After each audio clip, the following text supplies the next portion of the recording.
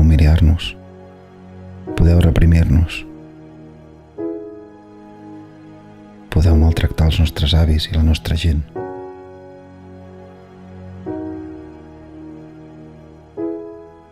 Però el que mai, mai, mai podreu fer és callar la voluntat d'un poble.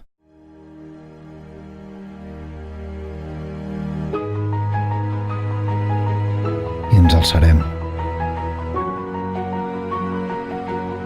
Somriurem. Cantarem. Plorarem pel nostre futur i direm la nostra.